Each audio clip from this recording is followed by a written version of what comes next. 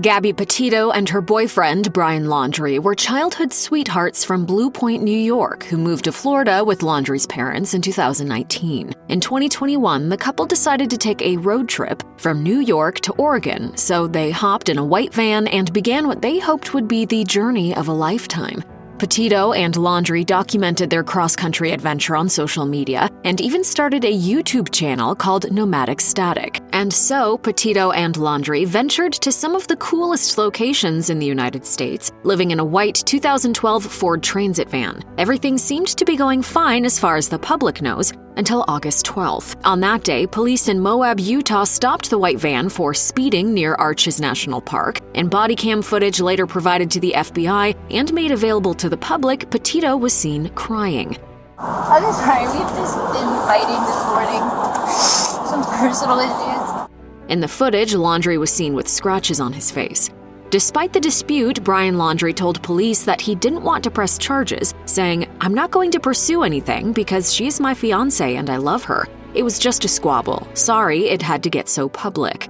The police respected Laundrie's decision but insisted that he and Gabby Petito spend the night apart. Laundrie checked into a nearby motel while Petito spent the night in the van. I am separating between you tonight, okay? The two appeared to carry on their trip in the days that followed, but on September 1st, Laundrie arrived back in Florida in the white van without Petito. On September 11th, Petito's family went to the police to report their daughter missing. Police in Florida were notified and went to Laundrie's family home in Northport to question him. Laundrie refused to cooperate with police and was later named a person of interest. Meanwhile, search teams assembled in Wyoming near Grand Teton National Park, which is where she was last believed to be. Days later, Laundrie's family reported him missing. On September 19th, authorities discovered a body that was consistent with that of Petito's. As of the making of this video, Laundrie is still missing. One question that many people have in the Gabby Petito case is, why wasn't Brian Laundrie brought in for questioning immediately after Petito was reported missing?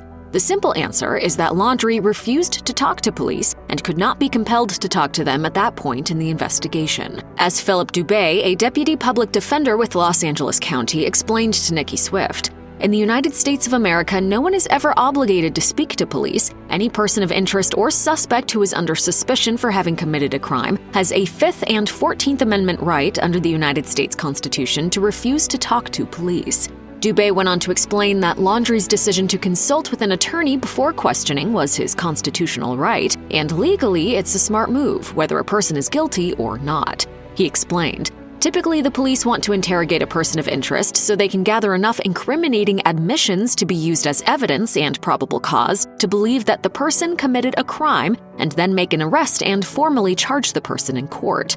Without that proof, Dubé says, police would be unable even to obtain an arrest warrant, regardless of any suspicions they may have against somebody."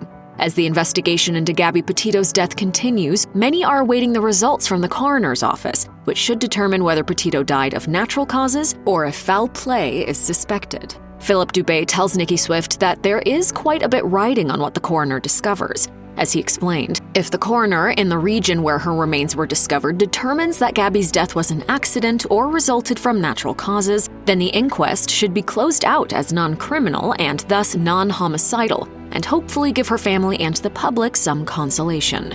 However, if Petito's death is found to be a homicide, that case will change, and this mystery will officially become a search for her killer. As of the making of this video, the police are still searching for Laundrie, who is considered a missing person with his whereabouts unknown.